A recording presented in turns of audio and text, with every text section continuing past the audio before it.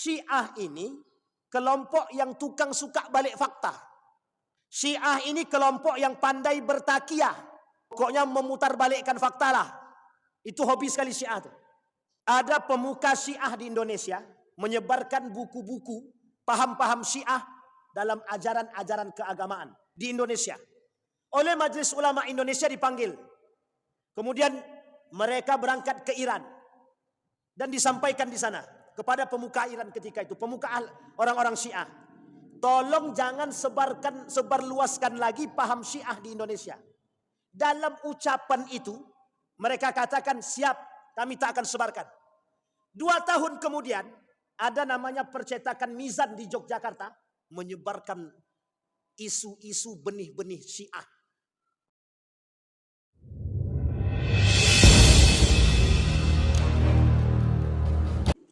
Assalamualaikum warahmatullahi wabarakatuh.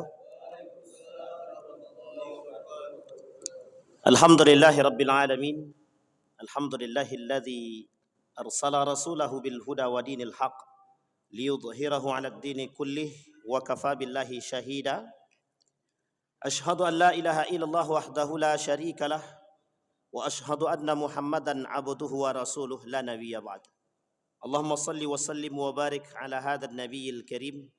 Allahumma salli ala Muhammad wa ala ali Muhammad fil alamin innaka Hamidum Majid. Ya ayuhan nasu ittaqu rabbakum alladhi khalaqakum min nafsin wahidah wa khalaqa minha zawjaha wa batha minhuma rijalan katsiran wa nisaa wattaqullaha alladhi tasaaluna bihi wal arham innallaha kana 'alaikum raqiba. Wa qala Allah ta'ala ya ayyuhalladzina amanu ittaqullaha wa qulu qawlan sadida yuslih lakum a'malakum wa yaghfir lakum dhunubakum wa may yuti'illaha wa rasulahu faqad faza fawzan 'azima. Puji syukur kehadirat Allah dengan mengucapkan alhamdulillah rabbil alamin. Bersalawat kepada Nabi dengan mengucapkan Allahumma salli ala Muhammad wa ala ali Muhammad fil alamin innaka Hamidum Majid. Mudah-mudahan Allah memberkahi, Allah limpahkan rahmat dan karunia serta keberkahan. InsyaAllah kita yang hadir husnul khatimah. Amin ya rabbal alamin. Baik Bapak Ibu sekalian yang berbahagia, di dalam hadis baginda Nabi Muhammad SAW yang dinukil oleh seorang ulama yang besar, yang kelak melahirkan generasi yang besar setelah generasi yang besar.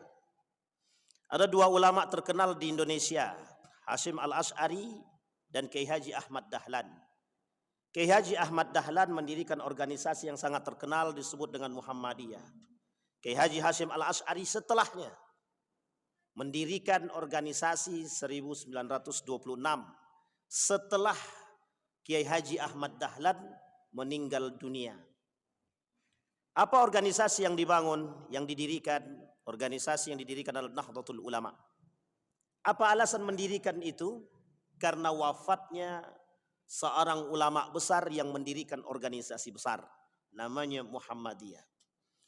Dalam tulisan beliau, dalam kitab Risalah Ahlus Sunnah wal Jamaah, yang oleh Buya Hamka, di dalam tulisan Buya Hamka tentang dinamika umat itu disampaikan oleh Buya Hamka. Atas kelak di akhir zaman itu, manusia itu terpecah sekian banyak, yang terbagi dalam berbagai macam golongan.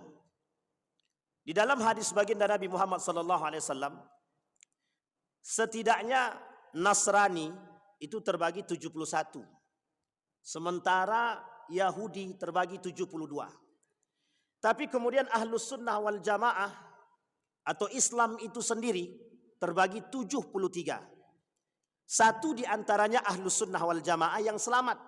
Sisanya tidak selamat.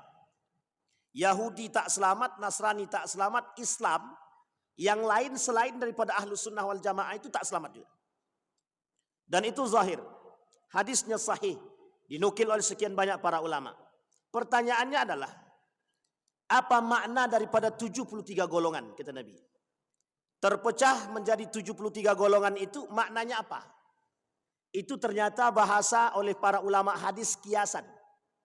Majelis Ulama Indonesia, khusus di Indonesia saja, ada 1000 lebih aliran sesat. Itu Majelis Ulama Indonesia rilis 1000 lebih. dalam tulisan Majelis Ulama Indonesia ada 10 karakter daripada aliran sesat yang dianggap sesat oleh Majelis Ulama Indonesia. Pertanyaannya, yang tadinya 73 di Indonesia saja 1000 lebih. Maka kata Ibnul Qayyim Al-Jauziyah, saya mengutip dan menukil perkataan Ibnul Qayyim Al-Jauziyah. Fitnah yang terbesar kelak di akhir zaman itu cuma 2. Syubhat dan syahwat. Nah, persoalan syubhat itu persoalan yang paling berbahaya lagi. Yang kelak melahirkan tahayul bid'ah dan khurafat. Yang menjadi agenda besar daripada pemurnian akidah pada masanya. Post-puritanism. Siapa yang mempelopori hal tersebut? Kiai Haji Ahmad Dahlan pada masanya. Untuk kilas balik Indonesia. Yang kemudian pada masa itu todongan banyak. Yang menganggap bahwa apa yang dilakukan Kiai Haji Ahmad Dahlan itu adalah bentuk daripada pengacauan umat dan pembelah. Mereka tuduh begitu. Alasannya kenapa? Alasannya menghapus yang disebut dengan bid'ah, tahayul dan khurafat. Yang kelak di akhir zaman itu menjadi fitnah terbesar. Dalam bahasa lain fitnah syubhat, anak daripada fitnah syubhat itu kelak ada namanya bid'ah. Dan Nabi bilang dalam hadisnya, kelak di akhir zaman itu kata Nabi, pelaku-pelaku bid'ah itu bertebaran. Dan sangat banyak sekali. Bapak Ibu sekalian yang berbahagia, pada masa baginda Nabi Muhammad SAW hidup, masa Nabi masih hidup, itu Nabi palsu setidaknya 7 orang pada masa Nabi hidup. Itu ada 7. Nabi masih hidup. Sampai Nabi bilang begini, satu ketika Nabi ingin memberikan harta rampasan kepada para sahabat, diberikan kepada para pejuang. Datang seorang pemuda bernama Dzulkhuwaisirah. Ini perlu diingat baik-baik nama ini. Dalam sejarah nama ini punya peran besar dalam memecah belah umat, termasuk membunuh para sahabat. Namanya Dzulkhuwaisirah. Dzulkhuwaisirah ini hidup pada masa Nabi. Ketika Nabi memberikan harta rampasan, itu kemudian dia bilang begini, "Hei Muhammad, i'dil." "Mala a'dil," kata Nabi Muhammad. Nabi dibilang, "Hei Muhammad," dia tidak pakai kata Rasul, tidak pakai kata Nabi, tidak. Dia bilang, "Hei Muhammad, yang adil dong," kata dia. Tapi kemudian Nabi bilang, "Kalau aku tak bisa berlaku adil, siapa yang bisa berlaku adil?" Kata Nabi. Kata Umar bin Khattab, "Pokoknya Nabi kita bunuh aja nih orang. Dak niat naktul," kata dia. Ini Umar bin Khattab, karakter dia. Umar paling anti dengan kesesatan, paling anti. Sehingga bagi Umar kesesatan itu, bagi pelaku kemusyrikan itu nyata. Bapak Ibu sekalian yang berbahagia, di dalam Al-Quran ada 3 kalimat yang harus kita pahami. Yang pertama ada yang disebut dengan kafaru. Kalimat kafaru ini itu disandarkan kepada siapa? Dalam Al-Quran ada disebut 2 golongan. Kafaru ini Yahudi wan Nasara. Pertanyaannya, Nasara ini siapa? Apakah Nasrani yang kita pahami hari ini? Kristiani? Bukan. Coba sandingkan kalimat itu dalam sejarah. Nasara itu bagian daripada orang-orang Yahudi yang pengikut daripada Nabi Isa, yang mengaku mengikuti Nabi Isa. Pertanyaannya, yang mengikuti Nabi Isa ini siapa? Bani Israel. Yang kelak dari Bani Israel ini muncul kelompok yang disebut dengan Yahudi. Maka para ulama Quran mengatakan yang disebut dengan kafaru ini siapa? Yahudi wan Nasara. Kemudian ada kalimat selanjutnya di dalam Al-Quran, namanya asyraku, yang diberi gelar musyrikun. Siapa musyrikun di situ? Ma'adal Yahud wan Nasara, selain daripada Yahudi dan Nasrani. Majusinya masuk. Maka ada yang mengatakan, mohon maaf jangan tersinggung, ada yang mengatakan majusinya hari ini itu Syiah. Majusinya hari ini Syiah. Bahkan ada yang lebih frontal mengatakan, seorang alumni India dan mengambil jurusan Al-Quran di Universitas Islam Madinah. Apa kata dia? Musyrikunul yaum, orang musyrik hari ini itu majusil ad, majusi sekarang. Siapa mereka? India. Sampai berani dia katakan India. Kenapa dia katakan India? Laisan minan Nasara. Mereka bukan dari orang Nasara. Dan ini poin penting, Pak. Asyraku, orang-orang musyrik. Pertanyaannya, siapa orang-orang musyrik di sini? Yang menyembah selain daripada Allah. Atau orang muslim yang menyembah selain daripada Allah atau menduakan Allah. Masuk dalam kategori asyraku. Yang menyembah patung, musyrik. Yang menyembah matahari, musyrik. Yang menyembah api. Yang menyembah dan lain sebagainya. Masuk dalam kategori musyrikun. Ternyata yang dimaksud asyraku dalam Al-Quran adalah mereka ini. Nah, maka dikatakan majusinya dari golongan umat muslim itu, sebagian ulama mengatakan Syiah sekarang. Nah, tapi ini tak ada kaitan antara perang Israel dengan Iran ya. Nanti kapan-kapan kita sikat itu. Tapi poin pentingnya di situ, Pak. Asyrakunya di situ. Maka Yahudi dan Nasara dan asyraku orang-orang musyrik. Yahudi dan Nasara masuk dalam kalimat kafaru, orang-orang yang kafir. Jelas. Apa makna kafir tersebut? Menutupi diri daripada kebenaran. Yahudi menentang Tuhan. Bani Israel. Dan itu pengkhianatan yang pernah mereka lakukan. Nasara sama. Yang menyalib Nabi Isa alaihissalam dalam pandangan mereka. Meskipun bukan Nabi Isa yang disalib. Kembali kepada poin tadi. Pada masa Nabi Muhammad SAW hidup bergandengan Yahudi, Nasara di Madinah. Dan uniknya hidup di masa Nabi juga yang bersanding dengan Nabi bukan hanya Yahudi, bukan hanya Nasara, tapi juga al-munafiqun.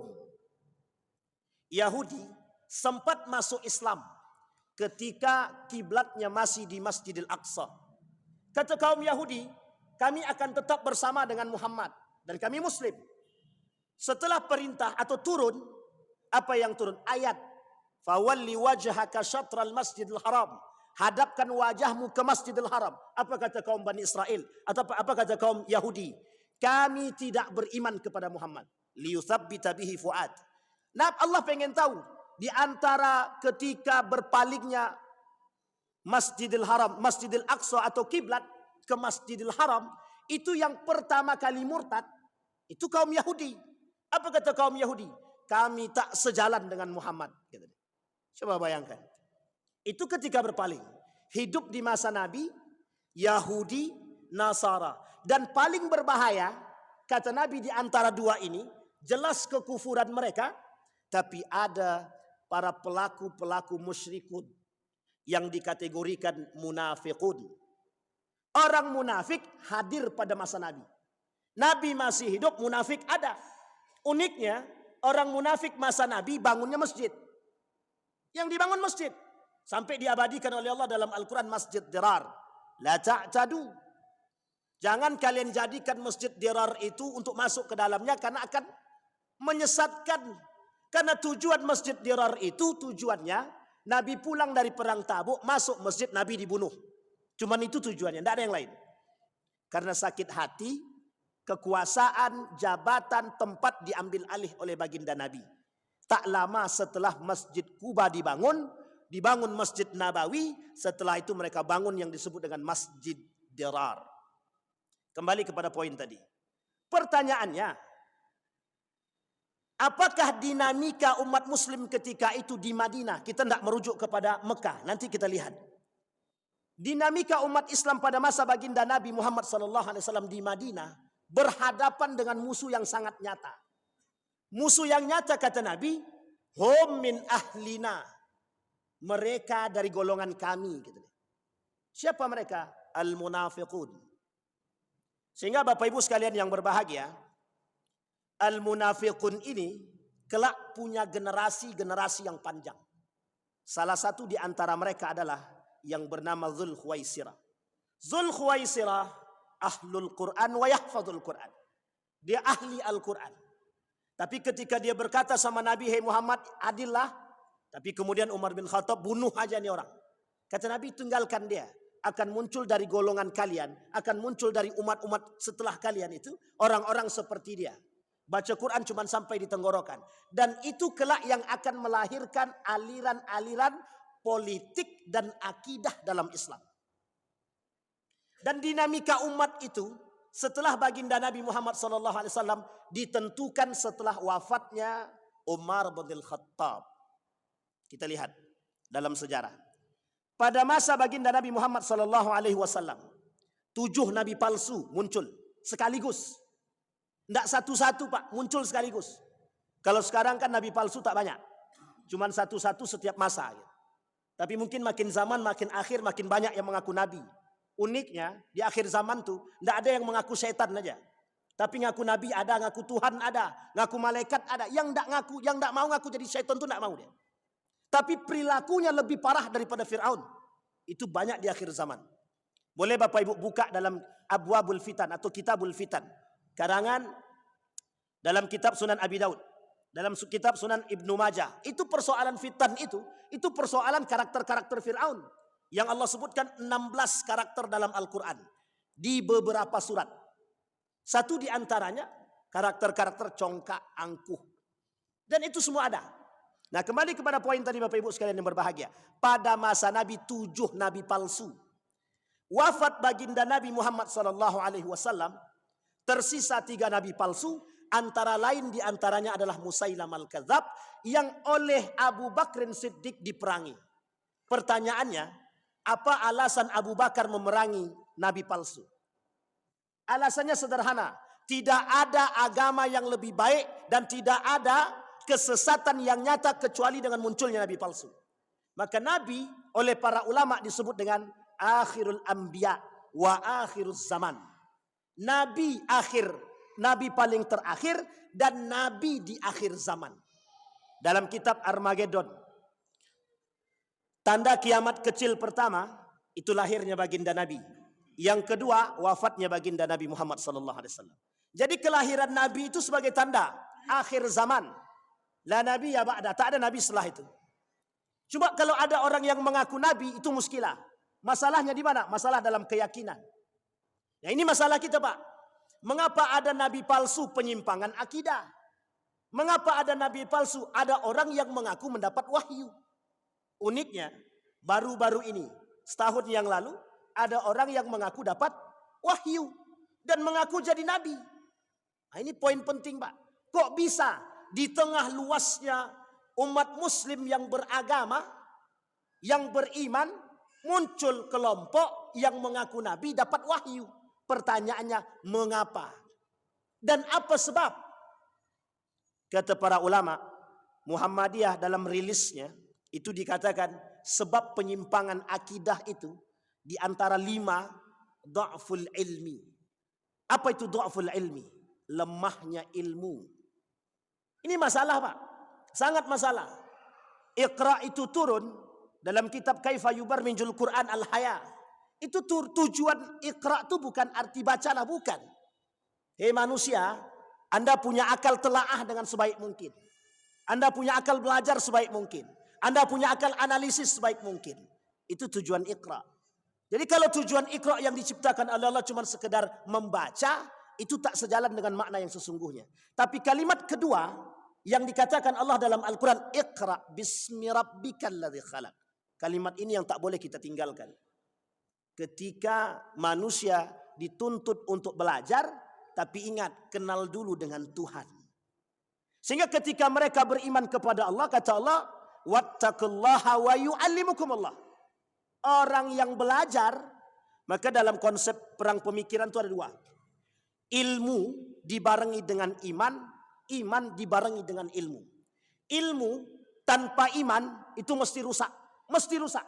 Banyak yang bergelar profesor tapi menyesatkan itu banyak. Banyak sekali. Tak perlu saya sebutkan. Kalau saya sebutkan kaget semua kita. Dan mereka rata-rata bergelar profesor. Yang kedua, orang beragama tapi tanpa ilmu. Sesat dan menyesatkan. Dha'ful ilmi menyebabkan munculnya syubhat dalam agama. Apa kata Wahbah Zuhaili? Maaf, bukan Wahbah Zuhaili. Syekh Mutawalli Sya'rawi. Syubhat terbesar itu dan bid'ah terbesar itu ada terletak pada urusan agama. Itu yang terjadi. Musailam al-Kadzab itu kesombongan dia cuma satu saja. Dia merasa dapat wahyu karena kehebatan dia ahli syair. Waktu itu Orang yang ahli syair itu sangat terhormat sekali. Sehingga oleh Musailamah al-Kadzab merasa punya kelebihan dalam syair, merasa punya kelebihan dalam bahasa Arab. Dia coba buat syair tentang tandingan Al-Quran. Lebih tepatnya dalam ilmu gajah. Di Al-Quran ada al-fil. Mereka buat juga al-fil. Tapi maknanya berbeda. Diketawakan oleh pengikutnya Musailamah al-Kadzab. Ngamuk dia. Kata Musailamah al-Kadzab, kalian ketawakan pemimpin kalian, nabi kalian. Oleh Abu Bakar diperangi, Pak. Jadi pekerjaan Abu Bakar ketika itu berat. Sangat berat sekali. Kita sekarang ini tidak terlalu berat perjuangan kita. Karena pada masa itu, kalau tidak diperangi oleh Abu Bakar, maka bisa dipastikan Islam tak akan pernah kita dengar. Satu. Yang kedua, yang diperangi oleh Abu Bakar, orang-orang murtad. Yang ketiga, orang yang tak mau bayar zakat. Ketiga-tiga poin ini, itu kalau tidak diperangi oleh Abu Bakar pada masanya, itu rusak, serusak-rusak. Ketika baginda Nabi wafat di Mekah, setengah penduduk Mekah murtad. Uniknya di Madinah, Abu Bakar ada, Umar ada, hampir mayoritas itu bertahan, tapi sebagian kecil murtad. Nabi masih ada di situ jasadnya, belum dikuburkan. Coba bayangkan, pertikaian terjadi di antara mereka dalam kondisi Nabi belum dikuburkan. Jadi Bapak Ibu sekalian yang berbahagia, banyak penyebab munculnya dinamika umat Islam pada masa itu. Sehingga baginda Nabi harus berhadapan betul dengan kaum kufar. Orang Yahudi dengan congkaknya, sampai Nabi mengusir mereka dari Madinah. Uniknya, kata Nabi, ada orang dari golonganku justru ingin menghancurkan diriku. Namanya al-munafiqun. Dan ini disebutkan dalam Al-Quran di berbagai macam ayat. Dan di berbagai macam surat. Ada di surat Taubah. Ada satu buku judulnya Al-Nifaq wal Munafiqun fi Dawi Surat Taubah. Ada namanya Al-Munafiqun. Dalam surat Al-Munafiqun itu sendiri. Sampai saking seriusnya Allah memberikan persoalan munafik ini. Turun satu surat. Dalam surat itu bernama Al-Munafiqun. Pertanyaannya, Al-Munafiqun ini dari golongan umat muslimkah atau munafikkah? Dari golongan umat muslimkah atau orang kafirkah? Munafiqun ini kafir atau orang muslim? Syekh Saleh Fauzan dalam kitabnya Aqidah. Syekh Saleh Fauzan dalam kitabnya Aqidah menuliskan an-nifaq terbagi dua. Nifaqul asghar wal akbar. Dan itu dari golongan orang-orang muslim. Izharul Islam wa ibtalul kufri. Munafik semua. Pertanyaannya adalah, kapan munculnya aliran-aliran itu? Apakah secara eksplisit muncul pada masa Nabi? Tak. Pada masa Nabi, benih-benih kerusakan itu muncul. Tapi lebih tepatnya setelah wafatnya Umar bin Khattab. Jadi Umar bin Khattab oleh Nabi disebut sebagai pintu penghalang fitnah. Dalam kitab Mauqiful Al-Fitan fi Mauqiful Ulama fil Fitan. Sikap para ulama dalam persoalan fitnah. Satu di antaranya dalam kitab tersebut dibahas persoalan pertama. Ketika pintu ini terbuka, maka semua fitnah mengalir. Hudzaifah tanya, "Atadruna man huwal bab?" Tahu kalian siapa pintu tersebut? Dijawab oleh para sahabat, tidak ada yang tahu. Kata Hudzaifah bin Yaman, "Huwa Umar bin Khattab." Apa yang terjadi? Wafat Umar bin Khattab, semua fitnah-fitnah itu terbuka. Orang yang pertama yang menemukan fitnah itu, yang mendapatkan fitnah itu, baik syubhatnya ataupun syahwatnya, terjadi pada masa Utsman bin Affan. Umar bin Khattab yang membunuh Umar bin Khattab itu mengerti agama, paham Al-Quran. Yang membunuh Utsman bin Affan itu menggunakan Bismillah Allahu Akbar, paham Al-Quran, mengerti agama. 6 orang dengan tusukan yang bertubi-tubi. Yang membunuh Ali bin Abi Thalib mengerti agama, mengerti betul dengan Al-Quran. Yang membunuh atau meracun Al-Hasan sama mengerti Al-Quran. Yang membunuh Al-Husain yang akhirnya paham Al-Quran, bahkan hafal Al-Quran. Pertanyaannya, muslim atau non-muslim? Muslim atau kafir? Muslim. Artinya yang membunuh muslim itu sendiri. Dengan dalih, dengan kalimat Al-Quran, dengan kalimat Islam. Sama Pak. Dan itu syubhat terbesar kita hari ini. Dan itu dinamika umat muslim hari ini. Dan itu problematika umat muslim hari ini. Maka kalau umat muslim mau punya perhatian khusus dalam aspek ini, maka akan ketemu Pak titiknya. Di mana persoalannya? Persoalannya sederhana. Cara memahami agama. Dia poinnya di situ. Kembali kepada poin tadi. Maka kata baginda Nabi Muhammad SAW, semasa Nabi hidup, Nabi palsu muncul. Orang-orang munafik muncul. Sampai Huzaifah memegang 40 nama orang munafik. 40 nama. Umar datang, ada anak nambah aku di situ. Kata Huzaifah, dia tak mau menyampaikan, tak mau menyebutkan. Huzaifah sampai hayat dia mati, dia tak pernah sebutkan 40 orang itu. Kaum munafik.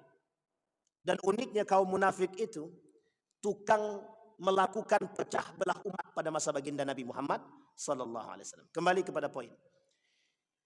Umar bin Khattab meninggal, dibunuh. Fitnah mulai bermunculan.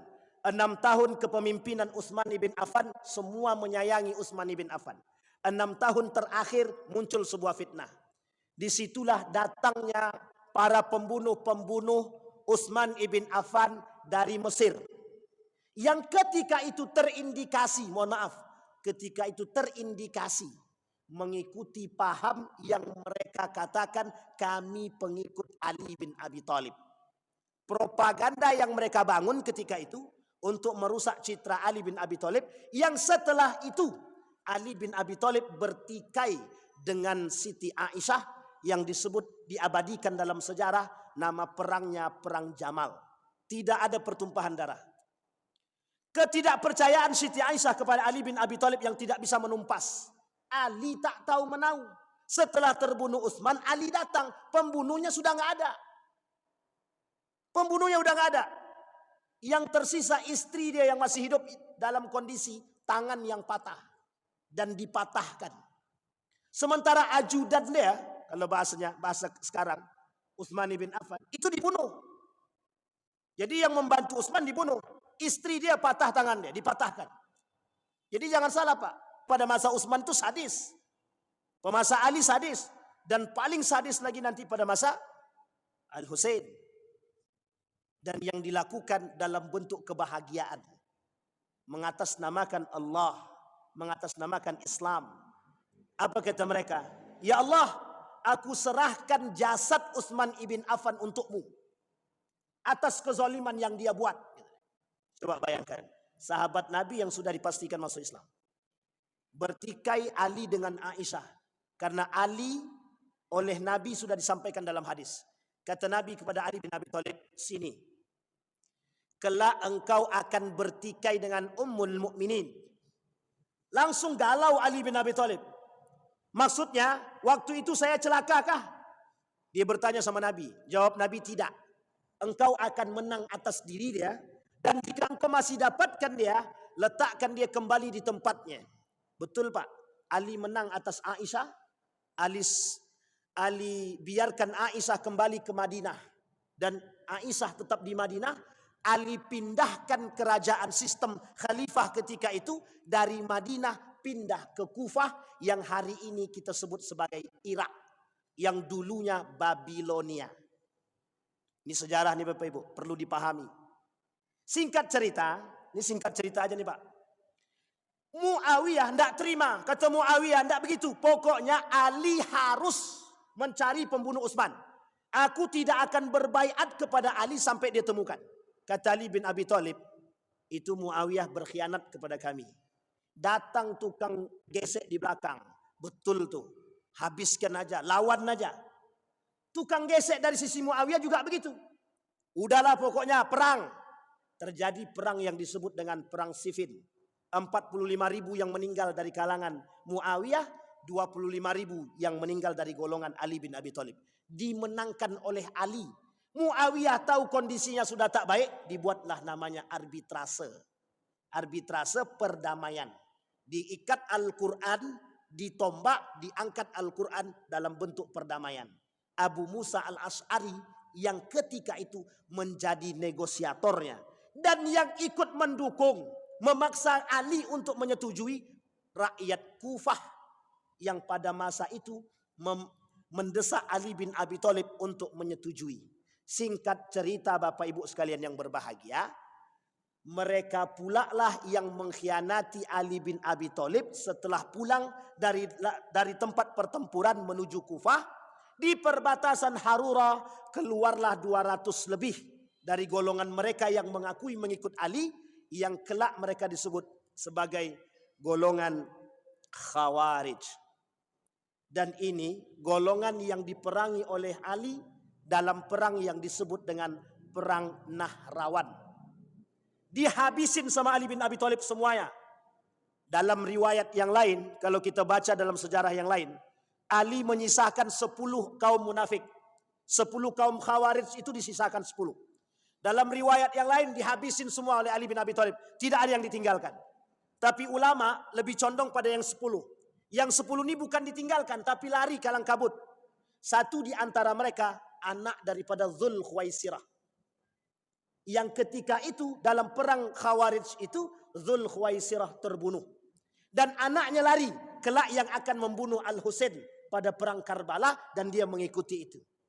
Di mana? Perbatasan dekat Kufah.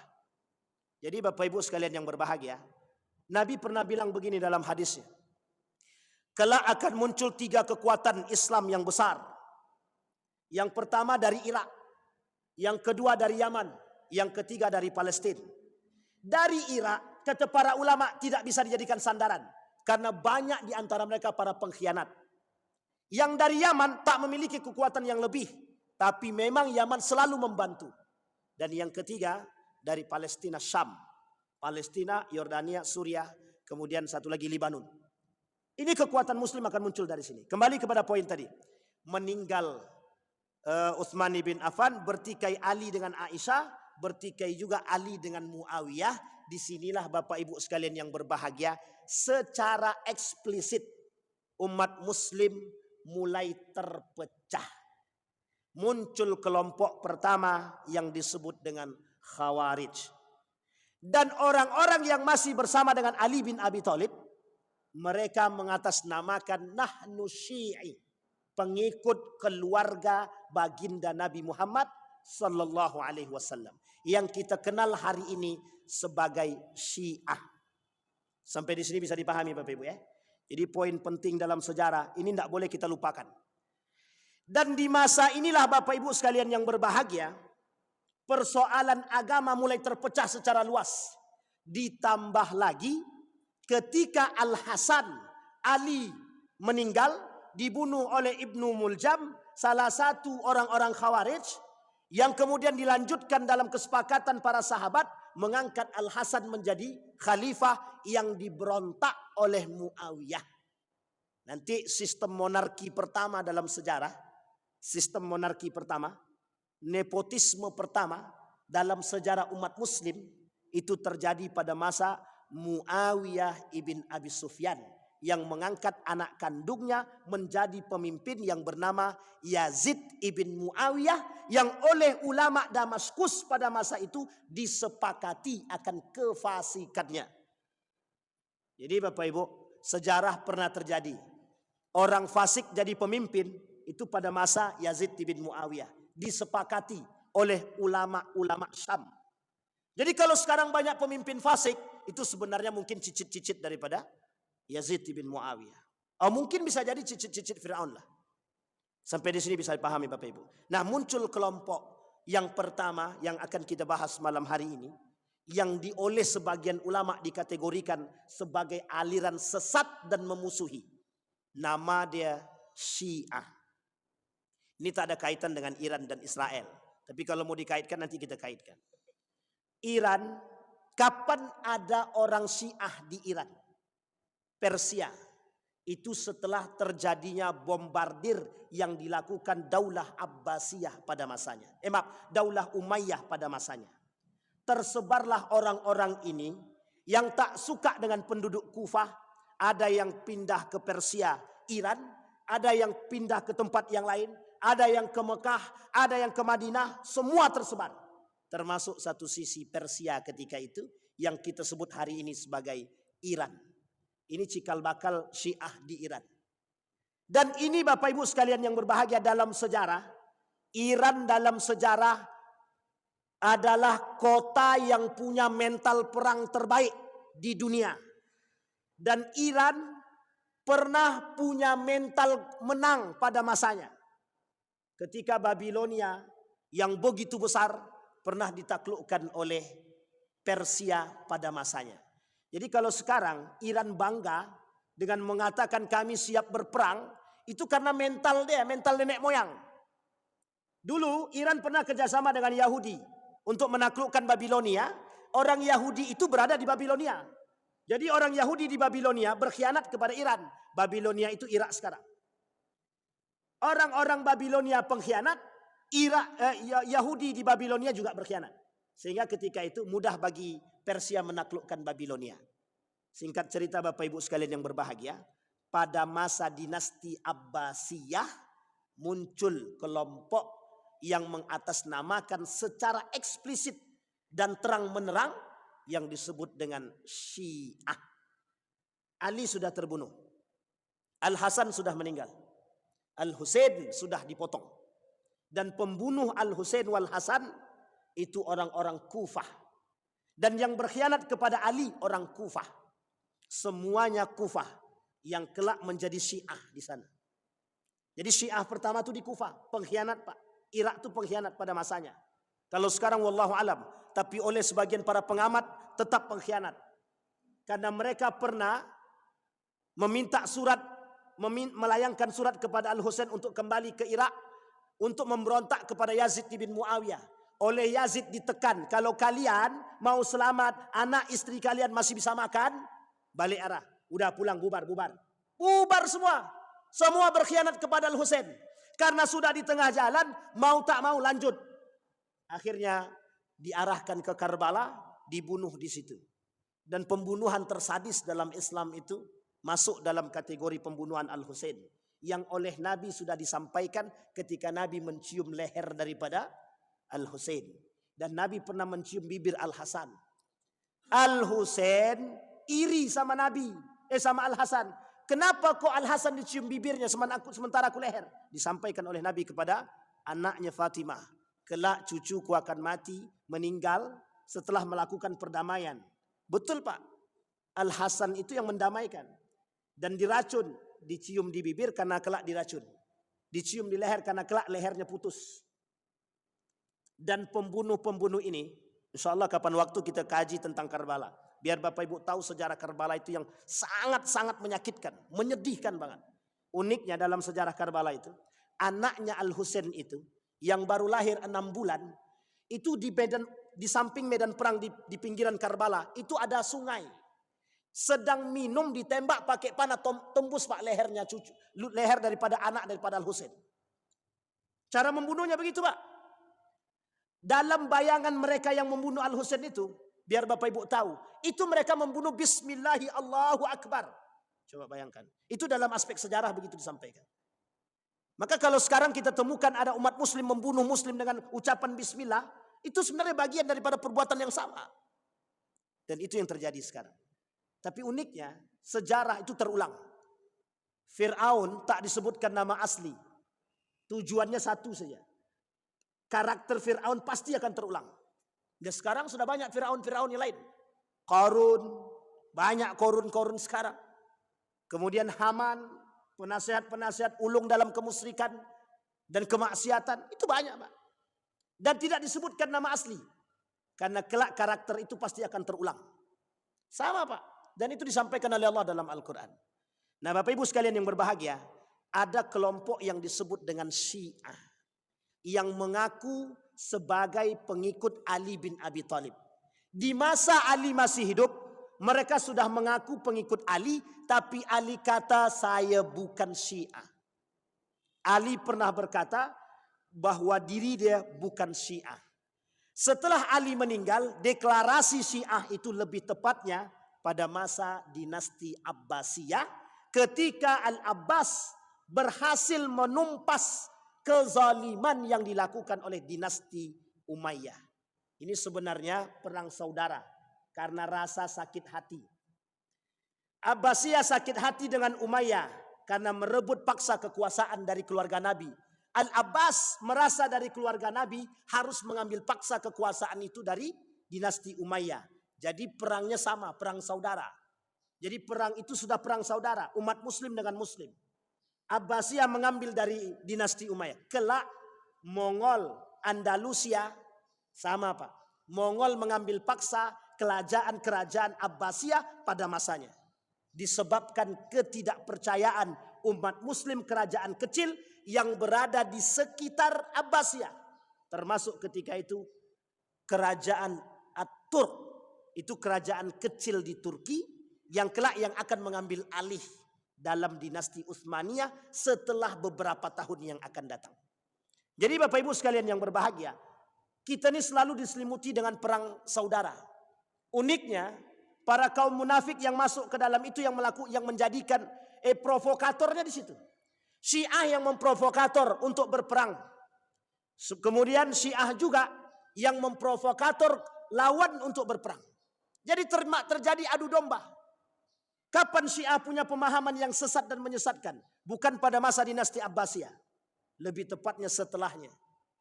Jadi pemahaman Syiah atau sesatnya akidah Syiah itu nanti setelah dinasti Abbasiyah, lebih tepatnya di akhir kepemimpinan dinasti Abbasiyah.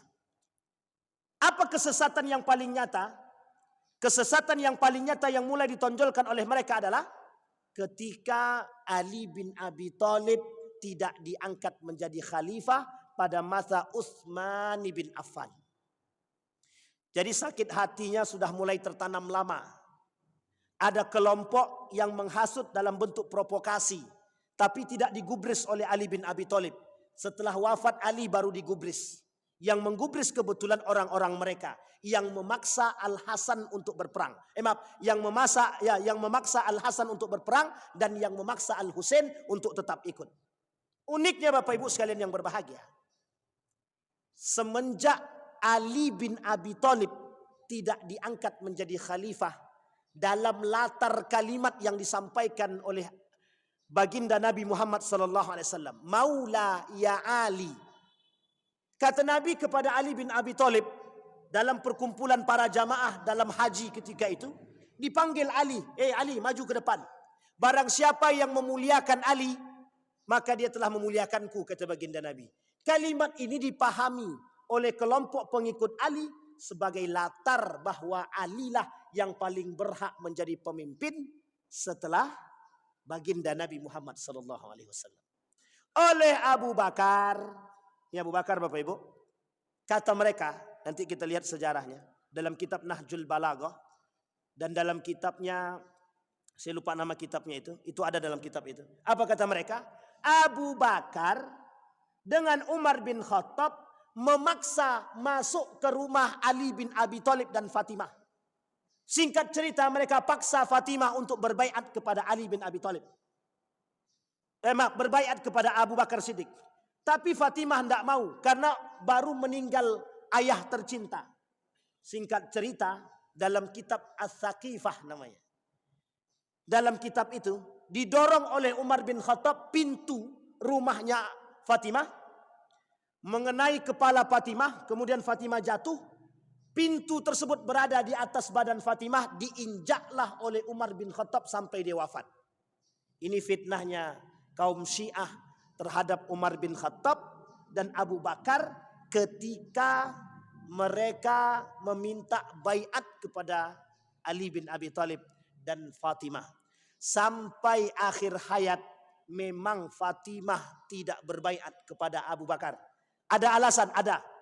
Karena Fatimah ketika itu sampai pada masa 6 bulan belum sanggup untuk keluar karena kesedihan yang dialami atas wafatnya ayahanda. Jadi Bapak Ibu sekalian yang berbahagia, Syiah ini kelompok yang tukang suka balik fakta. Ini kalau dikait-kaitkan kan enak sebenarnya Bapak Ibu. Syiah ini kelompok yang pandai bertakiyah. Tahu Bapak Ibu takiyah ya? Pokoknya memutarbalikkan fakta lah. Itu hobi sekali Syiah tuh. Pada tahun 2008, kalau saya tak khilaf, ada pemuka Syiah di Indonesia menyebarkan buku-buku paham-paham Syiah dalam ajaran-ajaran keagamaan di Indonesia. Oleh Majelis Ulama Indonesia dipanggil. Kemudian mereka berangkat ke Iran dan disampaikan di sana kepada pemuka Iran ketika itu, pemuka orang-orang Syiah. Tolong jangan sebarluaskan lagi paham Syiah di Indonesia. Dalam ucapan itu mereka katakan siap, kami tak akan sebarkan. 2 tahun kemudian ada namanya percetakan Mizan di Yogyakarta menyebarkan isu-isu benih-benih Syiah. Nah, itu kita nih sekarang kalau Syiah itu memang sangat banyak sekarang. Dan Syiah itu sekarang ada di struktural. Banyak. Dulu di Pekanbaru ini ada namanya Ustadz, pernah datang ke sini Ustadz Sofwan. Yang pernah diusir oleh Ustadz Roni Chandra. Yang mengisi di hari Rabu. Itu pakar Syiahnya Riau yang dikenal. Yang mengusir Ustadz Sofwan itu. Dan mereka pandai bertakiah. Mereka tak mau berdebat dalam urusan solat. Tapi mereka mau berdebat dalam urusan filsafat. Dan itu berperang dalam filsafat. Tujuannya satu saja. Membuat pola pikir kita yang sunni ini untuk berubah. Sehingga mereka perang sunni dan Syiah ini terus berkelanjutan. Seorang pakar tafsir. Namanya, siapa namanya itu? Penulis kitab tafsir Al-Misbah. Quraisy Shihab. Dalam tulisannya dia tulis begini. Mungkinkah Sunni dan Syiah bersatu? Kalimat itu diulang oleh Ali Khumaini beberapa waktu yang lalu. Hei orang-orang Syiah, udah tidak saatnya kalian untuk menyebarluaskan paham Syiah ke Sunni. Saatnya kita bersatu. Sampai di sini paham Bapak Ibu? Yang dibuat oleh Syiah ketika itu dalam kedustaan yang nyata. Syiah tak akan mungkin bersatu dengan Sunni. Itu tidak mungkin. Syiah itu musuh nyata kita. Pengkhianat terbesar dalam Islam. Selain daripada kelompok yang disebut dengan Khawarij. Nanti Bapak Ibu di pertemuan selanjutnya mudah-mudahan jika Allah izinkan kita ketemu. Kita sampaikan aturan-aturan kesesatan yang dimiliki oleh kelompok Syiah. Yang sebagian itu mohon maaf. Sebagian itu masuk dalam tradisi-tradisi umat muslim yang ada di Indonesia. Bahayanya di situ. Itu bagian daripada bid'ah dan syubhat yang harus menjadi perhatian kita kelak terhadap kelompok-kelompok Syiah. Apa kata Erdogan dalam satu pemahaman? Israel itu musuh yang nyata. Kita tetap harus melawan. Tapi Syiah juga musuh kita. Kita harus siap bersikap dengan mereka. Artinya apa? Mendukung Iran saat ini mungkin bagian daripada perbuatan, sikap. Tapi berhati-hati atas problem ideologi Syiah, wajib lebih waspada. Itu Erdogan yang bilang, bukan saya. Tapi saya cuma mentafsirkan maknanya. Kenapa demikian? Ketakutan paham Syiah itu jelas. Jangan salah Bapak Ibu. Syiah itu punya model politik yang tak bisa kita tebak kadang-kadang. Kapan waktu kita bahas dulu kesesatan-kesesatan Syiah. Dan berapa banyak terbagi mereka yang ada di Indonesia. Dan bagaimana sikap Majelis Ulama Indonesia terhadap sikapnya kelompok-kelompok Syiah. Mudah-mudahan ada manfaat bagi kita semua. Mudah-mudahan bisa diambil pelajaran. Mudah-mudahan kita punya sikap yang baik terhadap aliran-aliran dan golongan-golongan yang menyesatkan. InsyaAllah kita semua husnul khatimah. Fa'tabiru ya ulil absar la'allakum tuflihun. Assalamualaikum warahmatullahi wabarakatuh.